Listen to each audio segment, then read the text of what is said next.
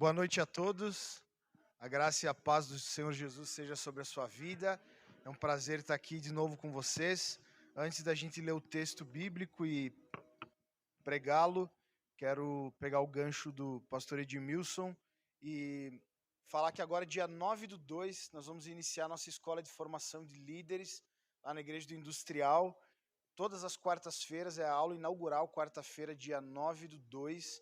Nós temos 4 módulos: maturidade espiritual, visão e prática dos pequenos grupos, liderança avançada.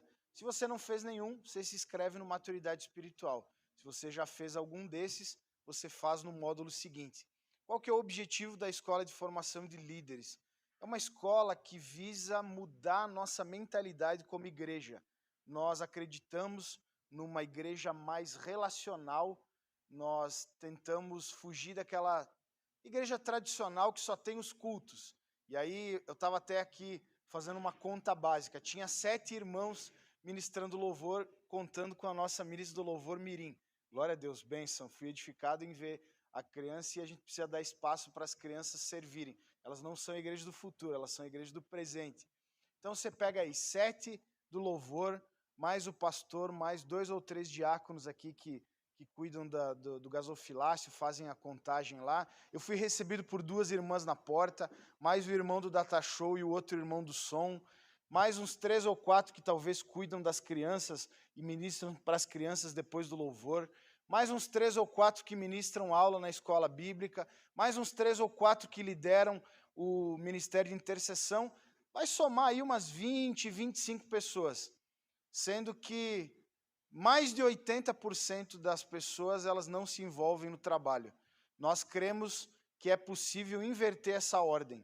80% de pessoas servindo e 20% que ainda não se envolveram porque estão chegando. Mas aí, pastor, o que a gente faz? Se todo mundo trabalhar, quem que vai receber o fruto desse trabalho? Nós não trabalhamos para nós mesmos. Nós não somos como... pensa aquela parábola da mulher que tinha 10 moedas e perdeu uma das moedas. Trabalhar para nós mesmos é como se a mulher tivesse perdido uma das moedas e ela se contentasse em ficar lustrando as outras 9. Não, tudo bem, perdi uma, mas eu ainda tenho 9, né? Vou ficar lustrando a moeda aqui. Nós sempre vamos atrás da moeda perdida. Nós sempre vamos atrás da ovelha perdida. Nós sempre esperamos a volta do filho perdido e trabalhamos também com o filho perdido que está dentro de casa. Esse é o objetivo da igreja. Nós não fomos chamados para manutenção. Na parábola dos talentos, um recebeu 5, outro recebeu 2, outro recebeu 1. O que tinha 5 fez mais 5, o que tinha 2 fez mais 2. O que tinha 1, com medo do Senhor, ele enterrou o 1 e garantiu a manutenção daquele 1. O Senhor disse: servo mau, eu não te chamei para manter 1, eu te chamei para multiplicar. Nem para manter o Senhor elogiou aquele servo, porque nós somos chamados a multiplicação. E para isso, você precisa se levantar. Talvez pastor Edmilson, os presbíteros, o presbítero Júlio, os outros diáconos, já estão no limite da capacidade de produção deles. Você precisa se levantar para que haja um romper de Deus. Eu não vou pregar sobre isso, mas tem uma mensagem com base nessas 3 parábolas de Lucas capítulo 15 e até com base em algumas estatísticas. Eu creio que um bom pastor, em média, consegue cuidar de 50 pessoas.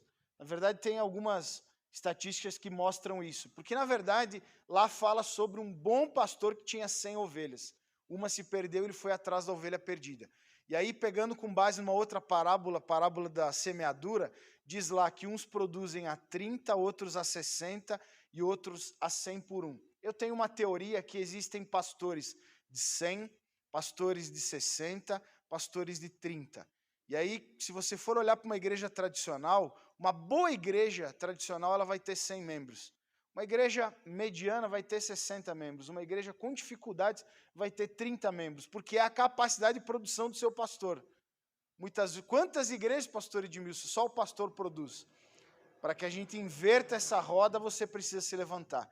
Eu vou pregar até baseado nessa linha também, para que Deus ele levante você. Quer começar descobrindo como que você pode servir? participe da Escola de Formação de Líderes. O pastor Edmilson já falou que vai se inscrever de novo, glória a Deus pelo seu exemplo e até pela humildade de fazer parte da escola de novo, mesmo tendo formado em todos os cursos. Aqui você já tem um gancho para talvez umas 2 ou 3 pessoas ir junto com o pastor Edmilson, você racha o combustível lá com ele, e não é tão longe assim. Eu morei 1 ano aqui na esquina de vocês, na subidinha desse morro aqui, na outra esquina eu fiquei todo o ano de 2019, eu morei aqui, eu ia praticamente todos os dias lá para o Industrial, só pegar a Tereza Cristina ou o anel rodoviário, em 15 minutos você está lá e com certeza é uma oportunidade extraordinária. Mandei todas as informações detalhadas no WhatsApp do pastor Edmilson. Da igreja, nós temos algumas promoções. Como que é o formato? Inscrição, R$ 70, mais 3 parcelas de R$ 50. Se você quiser pagar tudo de uma vez, você tem 20% de desconto. Se você quiser fazer uma vez no cartão, 15% de desconto. E se você quiser parcelar, você consegue parcelar em até 3 vezes no cartão, fica dentro do semestre. Terminamos a aula lá no mês de junho, julho. 18 quartas-feiras, você vai estar sendo ministrado numa mudança de mentalidade. Curso Maturidade é ministrações bíblicas, com um foco especial nessa questão da gente descobrir o que Deus tem para nós e se levantar para servir ao Senhor. Então, para maiores informações, procura o pastor Edmilson. Se inscreva, meu irmão. Não deixa para amanhã, procura hoje. Pastor, quero fazer esse curso aí, quero fazer parte. Se você tiver dificuldade financeira, também nos procure. A questão do valor é porque a gente dá um material didático, tem um lanche, você pode ir direto do trabalho, tem sempre um lanche lá, tem uma formatura também no final, e é uma escola de excelência, você vai ser ministrado com muita graça, e com certeza é uma oportunidade de você crescer espiritualmente e descobrir o que Deus tem para ti e ser usado por Ele. Amém?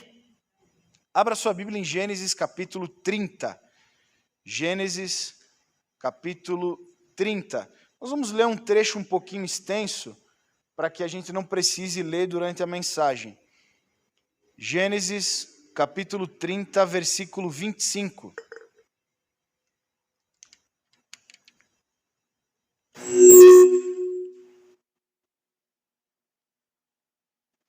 Se tinha alguém dormindo, acordou agora, né? Gênesis 30, 25. Vamos ler até o final do capítulo. Diz assim, eu vou estar lendo na Almeida Revista Atualizada, se você não tiver nessa versão, fica tranquilo, não é muito diferente também não. Diz assim, o Velho Testamento, principalmente Gênesis, são histórias, então mesmo que a linguagem seja diferente, a tradução seja diferente, você vai conseguir entender. Diz assim, tendo Raquel dado à luz a José, disse Jacó a Labão, permita-me que eu volte ao meu lugar e à minha terra, dá-me meus filhos e as mulheres pelas quais eu te servi, e partirei, pois tu sabes quanto e de que maneira te servi. Labão lhe respondeu, ache eu mercê diante de ti, e fica comigo. Tenho experimentado que o Senhor me abençoou por amor de ti. E disse ainda, fixa o teu salário que te pagarei. Disse-lhe Jacó, tu sabes como te venho servindo e como cuidei do teu gado, porque o pouco que tinhas antes da minha vinda foi aumentado grandemente, e o Senhor te abençoou por meu trabalho. Agora, pois, que hei de eu trabalhar também por minha casa? Então Labão lhe perguntou, que te darei? Respondeu Jacó, nada me darás. Tornarei a apacentar e a guardar o teu rebanho, se me fizeres isso. Passarei hoje por todo o teu rebanho, separando deles os salpicados e malhados, e todos os negros entre os cordeiros, e o que é malhado e salpicado entre as cabras, será isso o meu salário. Repita comigo, salpicado, malhado e negro. Só para que fique na sua mente aí os textos principais que eu vou citar na mensagem. Versículo 34, 33. Assim responderá por mim e minha justiça no dia de amanhã, quando vieres ver o meu salário diante de ti. O que não for salpicado e malhado entre as cabras, e negro entre as ovelhas, esse, se for achado comigo, será tido por furtado, roubado. Disse Labão: pois sim, seja conforme a tua palavra. Mas naquele mesmo dia separou Labão os bodes listados e malhados, e todas as cabras salpicadas e malhadas, todos os que tinham alguma brancura, e todos os negros entre os cordeiros, e os passou às mãos de seus filhos, e pôs a distância de 3 dias de jornada entre si e Jacó apacentava o restante dos rebanhos de Labão. Tomou então Jacó as varas verdes de álamo, diga, varas verdes, só para você lembrar depois, de aveleira e de plátano, e lhes removeu as cascas em riscas abertas, deixando aparecer a brancura das varas. Diga comigo, ele fez riscas nas varas. 38. Aos quais assim escorchadas por ele em frente do rebanho, nos canais de água e nos bebedouros, aonde os rebanhos vinham para dessedentar-se, e conceberam quando vinham a beber. E concebia o rebanho diante das varas, e as ovelhas davam crias, listadas, salpicadas e malhadas. Então separou Jacó os cordeiros e virou o rebanho para o lado dos listados e dos pretos do rebanho de Labão, e pôs o seu rebanho à parte, e não o juntou com o rebanho de Labão. E todas as vezes que concebiam as ovelhas fortes, punha Jacó as varas à vista do rebanho nos canais de água, para que concebessem diante das varas. Porém, quando o rebanho era fraco, não as punha assim. As fracas eram de Labão, e as fortes eram de Jacó. E o homem se tornou mais e mais rico, teve muitos rebanhos, e servos e servas, e camelos e jumentos. Diga comigo, Labão ficava com as ovelhas fracas, Jacó separava as fortes. Destaco, então, 4 partes do texto. Destaco que o salário de Jacó eram as ovelhas salpicadas, malhadas e negras, cordeiros salpicados e malhados e ovelhas negras. Tudo que nascesse salpicado, malhado ou ovelha negra era salário de Jacó. Destaco também que ele fez lá criou uma estratégia com varas verdes de algumas árvores e colocou no lugar onde as ovelhas vinham beber. E ele marcou essas varas. Então lembre das varas verdes e das marcas nas varas. Quando as ovelhas bebiam na frente daquelas varas, todas as crias que nasciam eram salpicadas, malhadas, e as ovelhas eram negras. E outro detalhe, no final, ele separava as ovelhas fortes. As fortes ele colocava na frente das varas, porque ele sabia que as que bebessem na frente daquelas varas se multiplicavam em salpicadas, malhadas e negras. As fracas ele não colocava na frente das varas, porque ele queria que ficasse com o seu tio Labão. Fala conosco, Senhor, através da Tua palavra, que seja mais do que informação bíblica, seja a voz do Senhor falando ao coração dos meus irmãos. Eu creio que o Senhor tem poder para falar ao coração deles e provocar algum tipo de mudança. A Tua palavra é vida, orientação para todos nós, e nada é mais precioso do que a Tua voz falando ao nosso coração. Que ao final desse culto os meus irmãos tenham o privilégio de dizer que o Senhor falou com eles. Usa-me como instrumento, que a Tua palavra entre no coração e produza frutos, em nome de Jesus. Amém. O pastor Edmilson falou sobre esse ano ser um ano de envolvimento. Ele falou, nós precisamos acelerar o nosso passo, nós precisamos avançar e você precisa se envolver. Nada é mais próprio no cristianismo do que envolvimento. Deus não chama uma multidão de espectadores. Deus chama uma multidão de discípulos. Pessoas que, de alguma forma, se envolvem e trabalham no Senhor. Seja para levantar um recurso para uma família que está em necessidade, seja para buscar uma cama, um guarda-roupa, seja para visitar alguém, seja para administrar os recursos financeiros da igreja, seja para... Enfim, existem diversas formas que você pode servir ao Senhor. Todos são úteis. Se você não quer envolvimento, não se envolva com Jesus. Porque Jesus, quando se envolve com alguém, ele ressignifica a sua vida. Esses dias eu recebi um menino lá no meu escritório de uma outra igreja wesleyana próxima lá do Industrial, e ele me conhece lá da Escola de Formação de Líderes, e ele falou: pastor, eu não sei porquê, mas eu preciso conversar contigo. Deus colocou no meu coração que eu tinha que pedir o seu conselho. E ele foi lá, uma história muito bonita. Eu via ele na aula, mas eu não sonhava o tão abençoado que era aquele menino. Um menino simples, sabe aquela frase que você não dá 50 centavos para a pessoa? Ele é um cara simples, ele não faz questão de mostrar quem ele é, mas ele é um empresário muito abençoado, ele tem 3 empresas, um menino mais jovem do que eu, deve ter 31, 32 anos, ele tem 3 empresas, ganha muito bem. E ele falou para mim: pastor, o que aconteceu? Esses dias eu estava dirigindo na minha caminhonete, e aí na rádio falou que uma família estava caindo o teto da casa.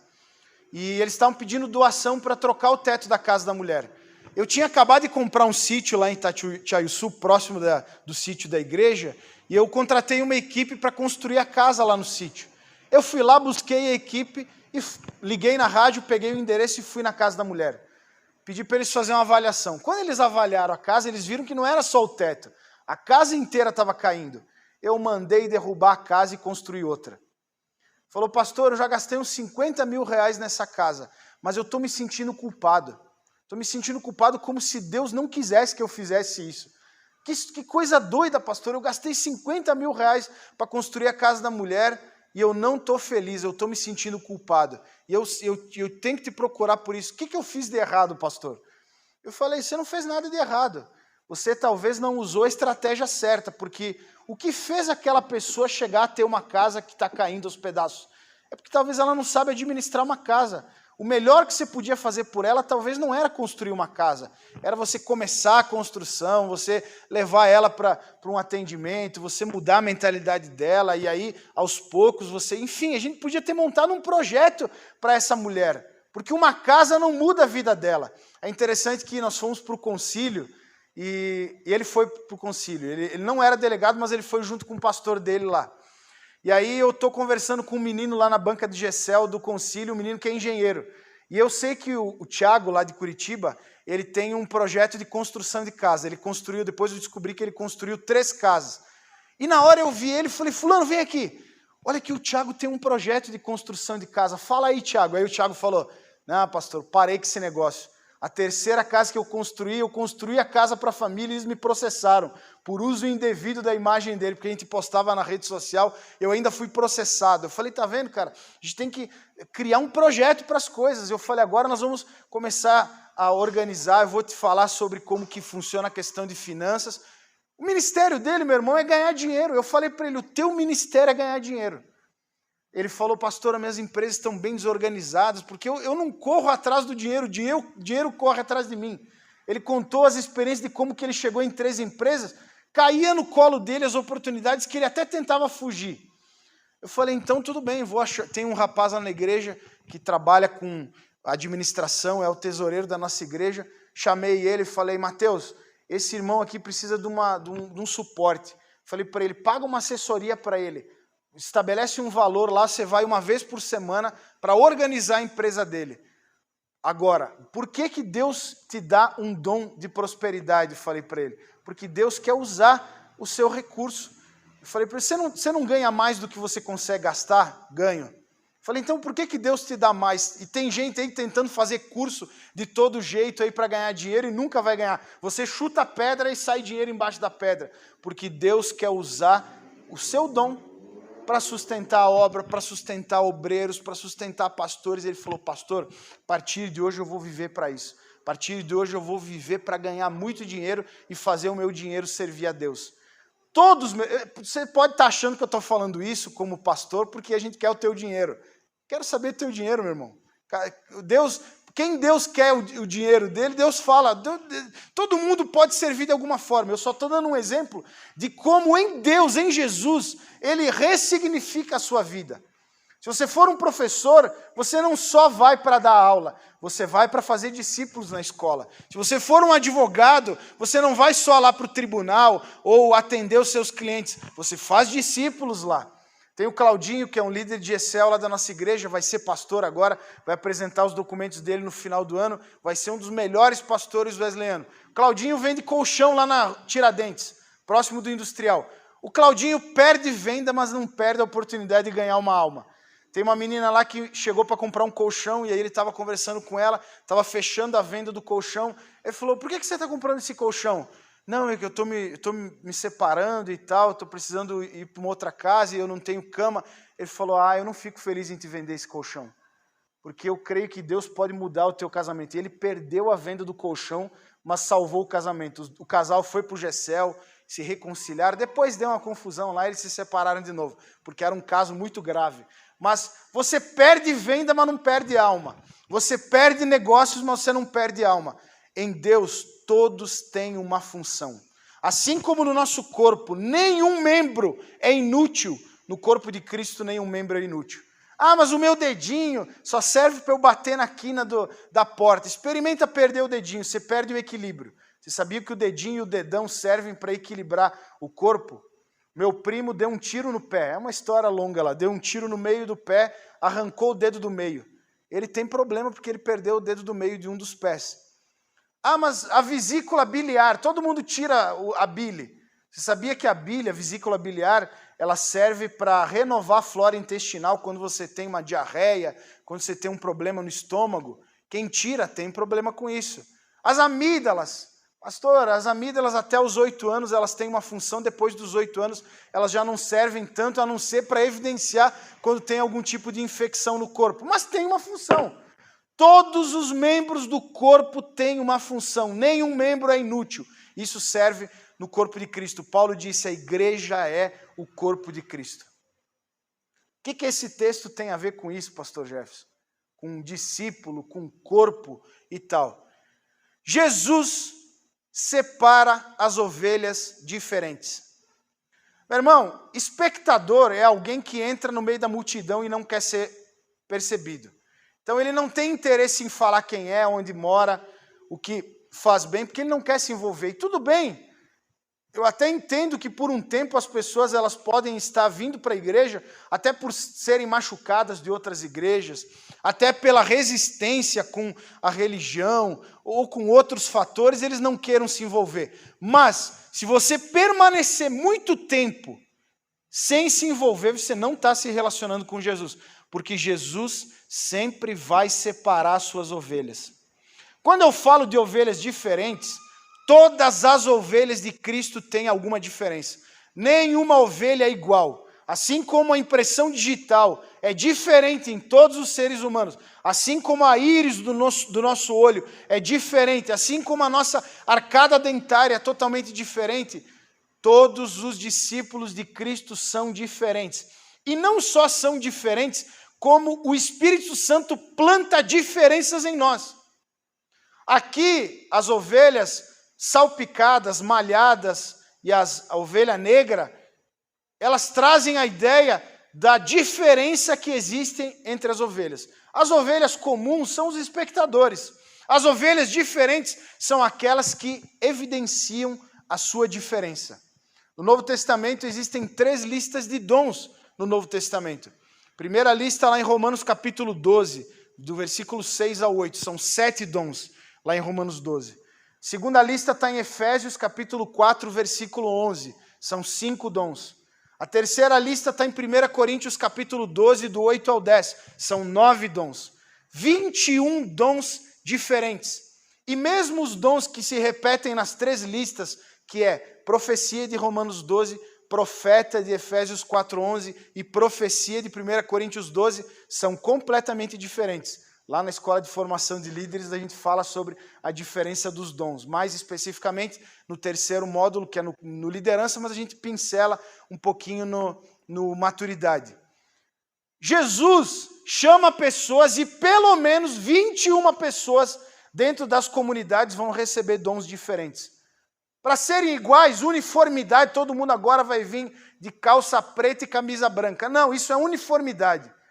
Para a unidade. A unidade é comunhão entre os diferentes. Nós somos diferentes, temos dons diferentes, temos aspirações diferentes. Pastor Edmilson é mais pastor, talvez eu sou mais mestre no ensino. Vai ter um que fala mais rasgado, é o profeta. E um, somado com o outro, em harmonia, em sincronia, nós cumprimos um único propósito. Somos diferentes, mas trabalhamos por um mesmo objetivo, por um mesmo propósito. Você pode ter certeza, a pessoa que, e todo mundo tem isso, vê algum tipo de necessidade na igreja. Eu lembro quando eu cheguei na igreja lá em São José dos Pinhais, em 2013, essa semana eu postei o dia que eu fui recebido como wesleyano, dia 7/7/2013. Eu cheguei na igreja, eu já pregava, eu dava aula na escola bíblica lá no Rio Grande do Sul, na igreja batista e tal. O pastor me perguntou no primeiro dia, o que você fazia na igreja lá no Rio Grande do Sul? Eu falei, eu pregava e dava aula na escola bíblica. Não é que eu estava querendo fazer isso, mas ele perguntou, eu falei. Fiquei um tempão até ter a oportunidade. Mas eu cheguei no primeiro culto, eu vi que ninguém operava o data show. No culto seguinte eu falei para ele, pastor, eu posso operar o data show? Eu vi que não tem ninguém. Pode, Jefferson, a gente procura alguém há muito tempo e tal. Eu falei, olha só, eu sei transmitir o culto também. Em 2013 eu já sabia transmitir no YouTube. A gente pode transmitir no YouTube? Pode, Jefferson. Na época, a gente nem fez um canal da igreja. Eu devo ter uns 80 cultos. Esses dias eu vi lá 80 e poucos cultos num canal que eu tinha com o meu nome lá. A gente transmitia e mandava para os irmãos em 2013. Se você vê uma necessidade que você pode atender, é você que tem que atender essa necessidade. Hoje, como pastor, se a pessoa vem e fala, pastor, eu estava vendo que a igreja precisa disso, precisa daquilo. Se for algo que não tem ninguém trabalhando naquilo, eu falo, então você está nomeado, vamos lá, você vai nos ajudar. Vou te encaminhar com o fulano de tal, que é o líder do ministério, você vai atender essa necessidade. Porque se você viu, o que a gente não viu é você que vai atender essa necessidade. Todos nós somos diferentes e a nossa diferença, ela soma com o todo. Se você não se levantar com o seu dom, talvez vai ficar um buraco no corpo. É como a mão que perde a função do dedinho porque ele está machucado. Atrapalha, você já não consegue pegar as coisas tão bem. Você já anda mancando se o seu dedinho tiver com um problema. Você precisa se levantar. Meu irmão, você não tem opção. Você foi convocado pelo teu Senhor. Quando você recebeu a Jesus, você falou, eu tenho um Salvador e um Senhor. Hoje, aí o teu Senhor te chama para te alistar no exército e você diz que você não quer, ele até te respeita, mas você perde a oportunidade de cumprir a tua missão. Meu irmão, a vida cristã não tem a ver apenas com salvação. A vida cristã tem principalmente a ver com missão. Porque se fosse por salvação, no dia em que você recebeu Jesus, ele te matava e te levava para a glória, para não ter a chance de você se perder. Por que a gente recebe Jesus no nosso coração e permanece nessa terra? É porque ele conta conosco, é porque ele nos deu uma missão para influenciar as pessoas à nossa volta a conhecer Jesus. Pastor Edmilson, as pessoas, até problemáticas, até os problemáticos da igreja, eles estão evidenciando uma diferença. O cara que era um instrumento do diabo lá fora, ele talvez está evidenciando uma ousadia, um espírito de liderança, ele está manifestando os dons que ele tem. Nós precisamos trazer eles para perto, trabalhar com eles e dar a oportunidade deles servirem a Deus. Todos são úteis. Você falou, eu dei graças a Deus ouvindo que tem uma família no fundo da igreja. O prédio tem que ser funcional mesmo. Eu sou da opinião que a gente tinha que criar função para o prédio todos os dias da semana. Não vale nem a pena ter um prédio desse tamanho para usar 2, 3 horas por semana. Tinha que ter alguma coisa funcionando todo dia aqui. Uma escola, um reforço escolar, um atendimento aqui para a sociedade. Eu lembro lá em São José dos Pinhais que a gente trazia entrevistas de emprego. Lá tinha muita empresa grande, as montadoras, a gente se ofereceu na prefeitura para ceder o prédio da igreja para o pessoal fazer a seleção dos funcionários lá. Então, de tempos em tempos, a gente chegou a ter 2.000 pessoas que passou numa semana na igreja para ter os atendimentos. Tinha salas lá, o pessoal sentava, a gente oferecia água, um lanchinho para eles, e o pessoal ia indo para as salas para fazer as entrevistas. A gente tem que fazer os nossos prédios ser funcionais. Lá em São José dos Pinhais, nós chegamos a ter 4 moradores de rua que moravam dentro da igreja. Tinha um seminarista que cuidava deles, o prédio era de 3 andares, eles ficavam lá dentro, e cada um deles era uma peça rara. Eu lembro do Fábio, eu lembro de 3 em específico. O Fábio era um líder. O Fábio era um leão, só que era um leão que mordia os outros. A gente tinha um restaurante social na igreja, a gente botou o Fábio para trabalhar na cozinha. 2 semanas ele foi demitido no restaurante social da igreja, porque ele arrumava confusão com todo mundo. Mas ele era um cara bom, era um cara que se a gente conseguisse tratar o coração dele, ele ia ser um pastor com certeza. Tinha o Filipe, filho de um homem milionário. O cara tinha uma empresa de seguros de avião, para você ter uma ideia. Muito dinheiro. O Filipe falava 2, 3 línguas, era mergulhador profissional. Na época que ele estava bem, antes dele cair na cocaína, o Filipe ganhava R$2.000 por 1 hora de mergulho nessas plataformas petrolíferas.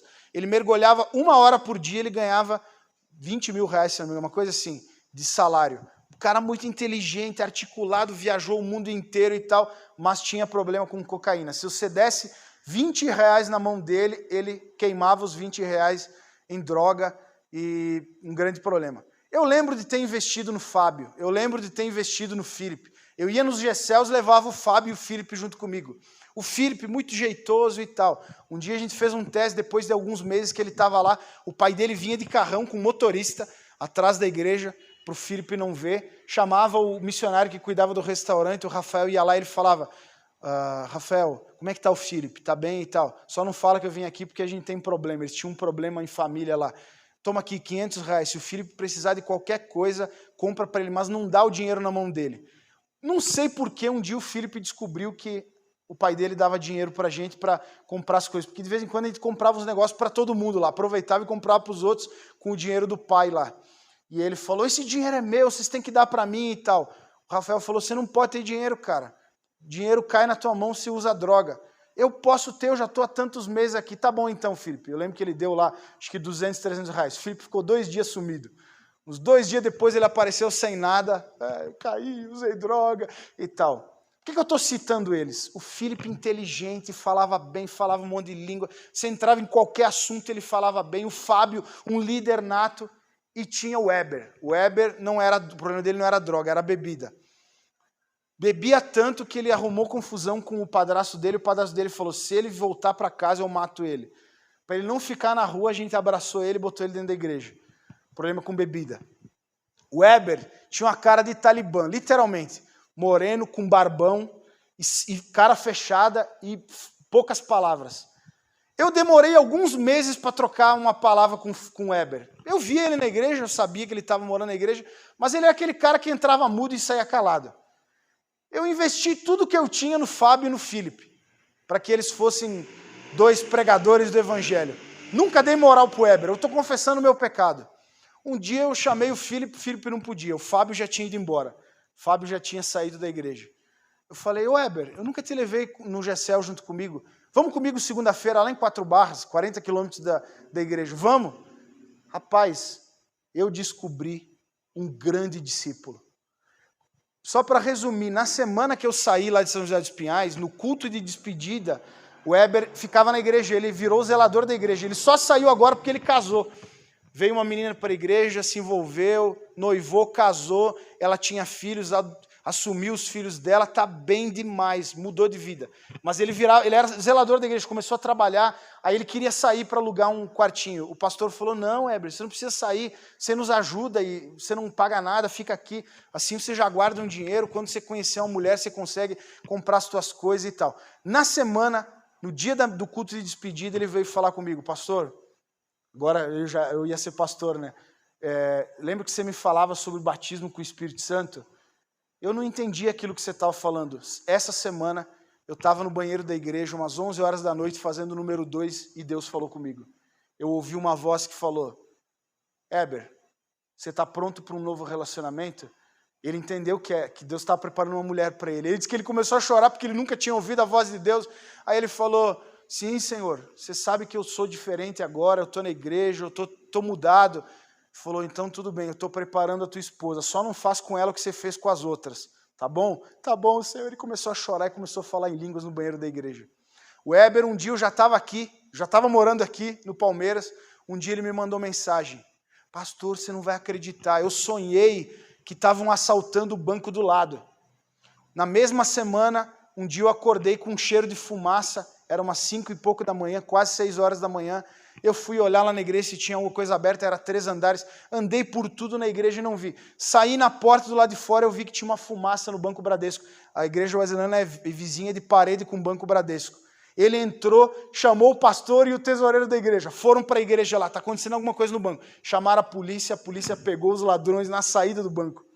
Ele sonhou na semana que o banco estava sendo assaltado e na semana o banco foi assaltado. Mudou de vida. Todo mundo, até o que não fala, até o que entra mudo na igreja é um instrumento de Deus. Eu lembrei agora do Bruno. Bruno era da nossa igreja de São José dos Pinhais também.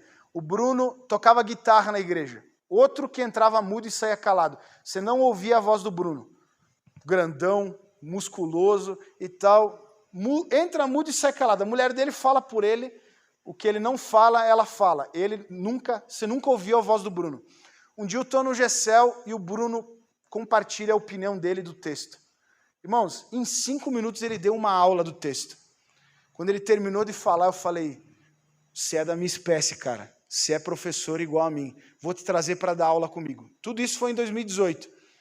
Começou a dar aula comigo na terça-feira. A gente tinha lá a Universidade da Bíblia. Eu dava uma aula, ele dava outra. Eu dava uma aula, ele dava outra. Quando eu saí no final de 2018, ele assumiu todas as áreas de educação da igreja. O cara que entrava mudo e saía calado. Nós precisamos identificar as ovelhas de Jesus e perceber qual é a diferença delas. O que Abel tem de diferente de mim? Pastor Edmilson vai olhar. Então eu vou usar Abel na diferença dela. O que a Andressa tem de diferente de mim? Eu vou usar ela na diferença dela. O que o Júlio tem de diferente de mim? Eu vou usar o Júlio na diferença dele. E não tem problema, meu irmão, a gente criar função para todo mundo, porque quanto mais a gente trabalhar, mais a gente vai produzir almas no Senhor. O dia que todo mundo estiver trabalhando, meu irmão, tudo vai ser perfeitamente cronometrado na igreja, as coisas vão funcionar. Quando alguém entrar por essa porta, vai permanecer. Sem falar que o nosso trabalho também vai redundar em testemunho lá fora. Descubra qual é a sua diferença. O que te diferencia de mim? O que você tem que eu não tenho? E se levante para me auxiliar. Se levante para cooperar comigo na obra, para que você sirva a Deus, desenvolvendo aquilo que Ele colocou na sua mão. Porque o que Ele colocou em você, Ele vai te cobrar. Isso não tem a ver com salvação, tem a ver com missão. A maioria dos textos que você fala, que você vê na Bíblia, que as obras serão julgadas, não está falando de salvação. Porque existe uma lista lá de 16 pecados em Gálatas capítulo 5, mas somente um pecado vai levar as pessoas para o inferno, que é o pecado da incredulidade. Todos os outros pecados estão fundamentados na incredulidade. Eu traio a minha esposa se eu não crer que é muito melhor ser fiel. Eu roubo se eu não creio que Deus me sustenta. Eu preciso pegar coisas dos outros. Tudo se fundamenta na incredulidade. As obras serão julgadas em relação a galardão, em relação à missão, em relação àquilo que você poderia ter feito e você não fez. E aí não adianta, meu irmão, você ficar reclamando o louvor, você ficar reclamando o pregador. Talvez era para você estar tocando na igreja, era para você estar cantando na igreja, era para você estar pregando. Mas se você não faz, Deus levanta outro, meu irmão. Ninguém é insubstituível no reino de Deus. Por isso, meu irmão, se levanta para descobrir o que Deus tem para ti, para servir ao Senhor com o seu dom, com a diferença que há em você. Jesus deseja separar as ovelhas diferentes e todos vocês têm algum tipo de diferença que precisa ser separada pelo Senhor.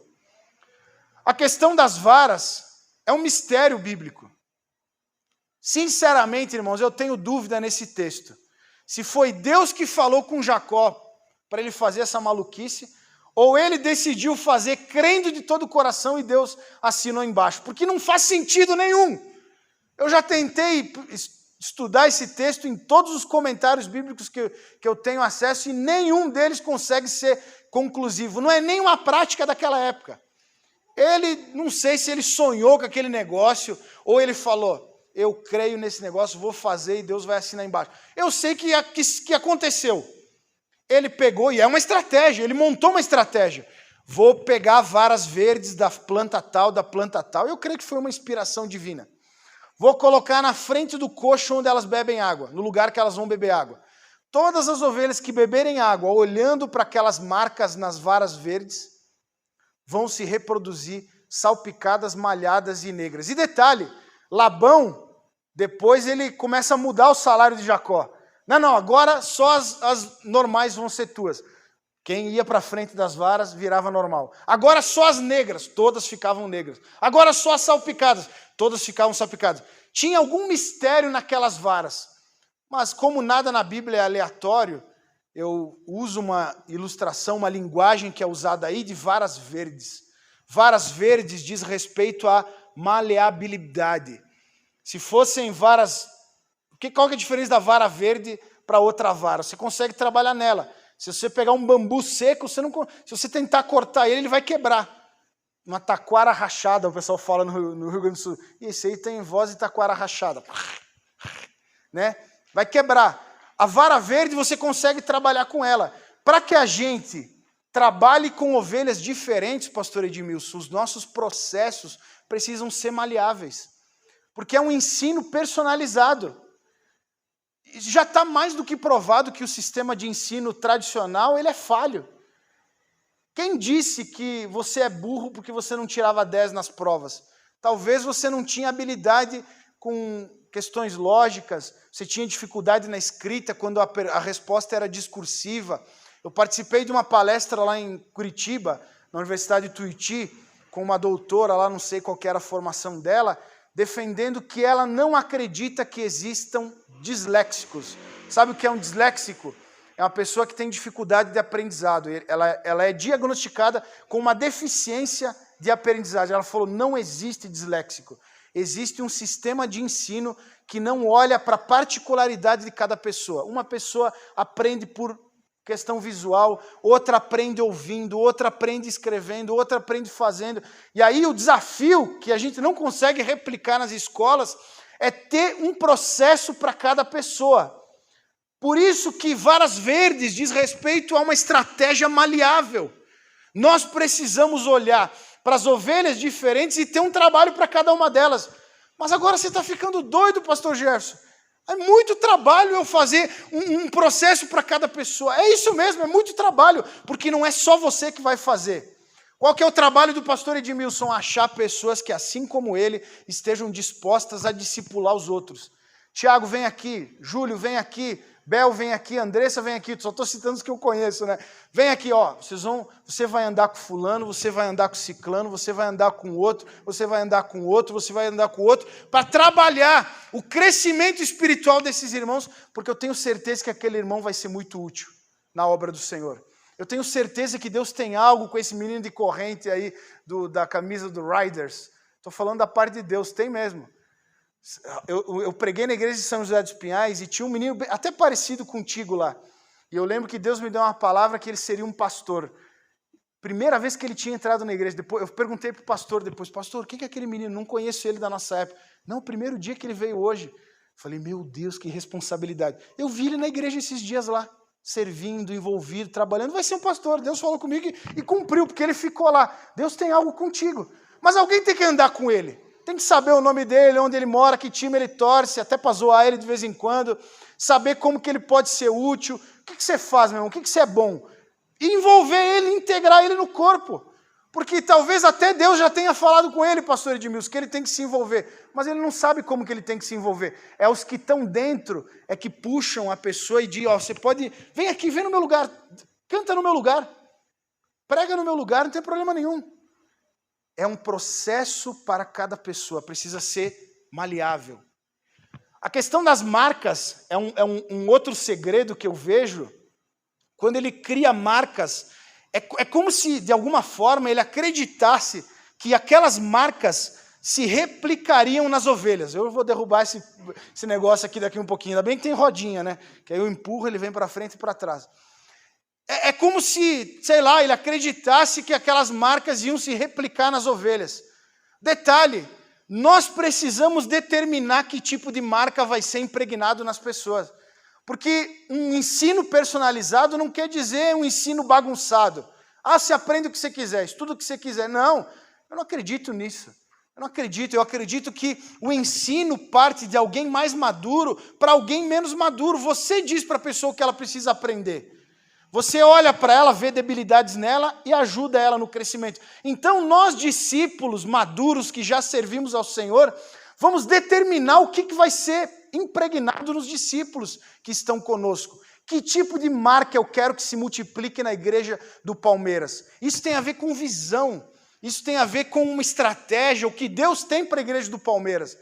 E aí, com base na visão que Deus nos deu, nós vamos determinar o que vai ser multiplicado nos discípulos. Que tipo de visão nós queremos que se multiplique nos discípulos? Que tipo de marca nós queremos que se multiplique? Por mais que no processo a irmã aqui vai responder mais rápido do que o outro irmão, no final ela vai ter uma identidade semelhante à dele. Por quê? Porque nós estamos multiplicando uma marca, nós estamos multiplicando uma visão. Qual é a visão principal do cristianismo? Ganhar almas, meu irmão. Não adianta a nossa igreja ser linda, maravilhosa e ninguém novo entrar pela porta da igreja. Eu acho um absurdo uma igreja que passa ano e vem ano e não batiza ninguém. Eu fico feliz em, como pastor, ver a igreja recebendo membros de outra igreja, mas eu fico muito mais feliz quando a gente está batizando gente, porque isso está fazendo com que a voz da igreja, dos discípulos, está chegando num lugar com pessoas que não conhecem a Jesus. Irmão, eu fico envergonhado se eu sou membro de uma igreja e a minha igreja não batiza ninguém. Eu vou atrás das pessoas. Por quê? Porque a gente tem que fazer alguma diferença. E essa é a principal marca. É bom demais vir aqui. Aqui o clima é maravilhoso. Eu sinto saudade do clima do Palmeiras. É agradável, venta bastante. Nem no inverno é muito frio, nem no verão é muito quente. Nem precisa de ar-condicionado. Se puder um dia ter, vai ser bom, maravilhoso, mas não precisa disso.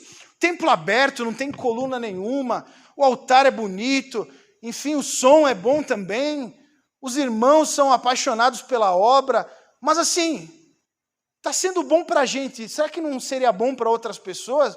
Vamos encher essas cadeiras, meu irmão. Vamos multiplicar culto no domingo. Vamos ter 5, 6, 7, 10 cultos no domingo. Vamos criar um problema bom que daqui a um tempo não dê mais para a gente ficar nesse lugar. Mas, pastor, é um tempo próprio. Tudo bem, a gente mantém um culto no domingo de manhã e vamos para um prédio de 2.000 pessoas. Vamos sempre buscar crescer, porque quanto mais a gente crescer, isso está redundando em almas sendo salvas. Porque a produtividade de uma igreja não é dinheiro no caixa. A produtividade de uma igreja é alma sendo ganha. Porque eu sou contra também a igreja que junta dinheiro. Dinheiro tem que ser investido. Deus deu mais dinheiro do que as nossas contas, é para investir em alguma coisa, para criar alguma melhoria, para avançar de alguma forma. A produção de uma igreja é uma produção de discípulos, uma multiplicação de discípulos. João Batista é prometido lá em Isaías como a voz do que clama no deserto. E o texto é maravilhoso. Tem até uma música do Diante do Trono que eu cantava muito lá no sul e eu ficava imaginando o cenário. Os vales serão levantados, os montes serão aplainados, os terrenos acidentados serão nivelados e a glória do Senhor será derramada. E aí na sequência fala da voz do que clama no deserto.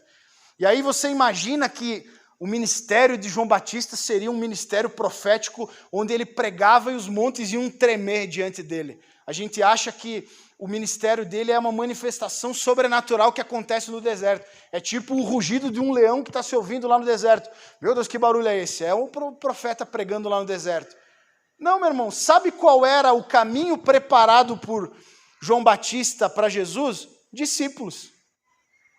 João Batista preparou pessoas com um coração.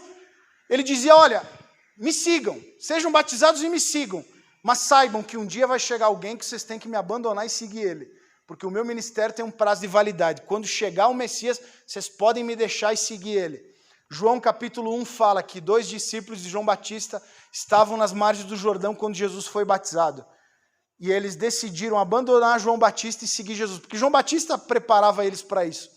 Quando eles seguem Jesus, o texto diz que um deles é André, o primeiro dos 12. André tinha um irmão chamado Pedro, vai lá e busca Pedro. Apresenta Pedro para Jesus. Jesus chama Pedro. Pedro tinha 2 sócios, Tiago e João. Chama eles para perto, ao mesmo tempo que Jesus passa na beira da praia e chama eles, e eles viram discípulos. Antes deles seguir viagem para a cidade seguinte, um deles fala, não, eu tenho um amigo da mesma cidade, chamado Natanael. Vai lá atrás de Natanael. Natanael fala, eu tenho um outro amigo aqui na cidade vizinha, deixa eu chamar ele. Chama ele. São discípulos, meu irmão. O reino de Deus tem a ver com discípulos. O reino de Deus está em nós, onde nós andamos, as coisas vão sendo transformadas. Almas, vidas, discípulos. Nós fomos chamados para fazer discípulos. Para encerrar, eu já estou falando bastante, já passei do tempo, ele separava as ovelhas mais fortes. Não existe ovelha descartável no reino de Deus. Todos são úteis, mas alguns respondem antes dos outros. Nós precisamos gastar tempo com aqueles que estão respondendo ao chamado do Senhor. Nós precisamos gastar mais tempo com aqueles que já estão disponíveis. Todo mundo é útil, mas gaste mais tempo com quem está disponível. Pastor Edmilson, desafios são grandes. Todos nós temos desafios. Mas o Senhor com certeza levantará pessoas para te auxiliar. Gaste mais tempo com os disponíveis. Talvez, ao invés do Senhor gastar mais tempo visitando os irmãos e tal, levanta pessoas para fazer essas visitas e gasta tempo com os discípulos, aqueles que o Senhor vai multiplicar dentro da sua visão. Ele separava os mais fortes para investir de forma especial neles, porque era esse tipo de ovelha que ele queria multiplicar. Os mais fracos, deixa eles de lado. Daqui um pouquinho, o Senhor dá uma injeção de ânimo neles, eles dão uma crescidinha e eles se aproximam. E agora você gasta mais tempo com eles. Isso é um princípio de liderança. Se você gastar tempo com todos, você só perde tempo em alguns casos. Você se desgasta, você se frustra. O Felipe, o Fábio, eram muito bons. Tinham uma capacidade extraordinária, mas não estavam tão disponíveis quanto o Eber. O mínimo de investimento no Eber fez ele florescer rapidamente. Eu gastei tudo que eu tinha no Felipe e no Fábio e não vi fruto nenhum. Gaste tempo com os mais fortes, os que mais respondem. E Deus vai multiplicar os discípulos nessa igreja. Baseado na quantidade de discípulos, está a quantidade, o tamanho da nossa influência, do nosso alcance. Quero orar por você. Tenho certeza que Deus falou contigo. Como que você vai colocar em prática essa palavra? Procure seu pastor, procure seus líderes, se coloque à disposição, se inscreva no curso, se capacite, Deus vai te usar. Mas pastor, eu estou entrando pela primeira vez na igreja, eu não sei se tem alguém aqui pela primeira vez. Não tem problema nenhum, meu irmão, no reino de Deus não tem uma fila, não é por meritocracia, você chega atrasado e senta na janela. Se bobear daqui uns meses, você está falando no meu lugar aqui, porque o reino de Deus é dinâmico, Deus ele trabalha com os disponíveis. Só se disponha e Deus vai te levantar. Deus vai te preparar para uma grande obra, para que essa igreja avance, para que essa igreja seja relevante nesse bairro, nessa cidade. Quero orar por você, se coloque em pé. Senhor, em nome de Jesus, nesse momento eu oro por cada um dos meus irmãos. Eu agradeço ao Senhor pela oportunidade de estar nessa igreja. Sei que o Senhor trouxe pessoas nesse lugar para ouvir essa palavra. Sei que o Senhor está desafiando alguns ao envolvimento. Alguns que disseram que não estavam preparados para se envolver, foram desafiados a se envolver. Que eles não sejam como Jonas, que foge do chamado do Senhor, mas que eles ainda hoje, de alguma forma, nem que seja por uma mensagem no WhatsApp, eles se coloquem à disposição. E que o Senhor dê as oportunidades que eles precisam para crescer, para descobrir qual é a diferença deles, o que faz eles diferente dos outros, e que muito em breve eles estejam frutificando nesse corpo, que muito em breve eles estejam apresentando seus frutos ao Senhor, trazendo almas para esse lugar, ganhando vidas, transformando famílias, em nome de Jesus.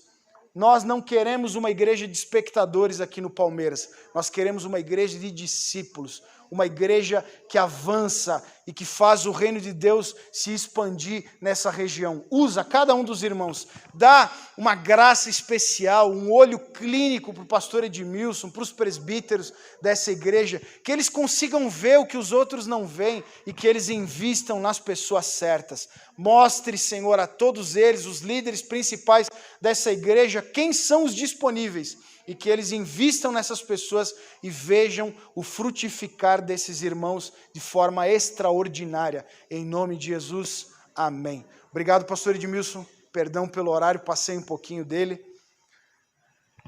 Obrigado, irmãos. Deus abençoe.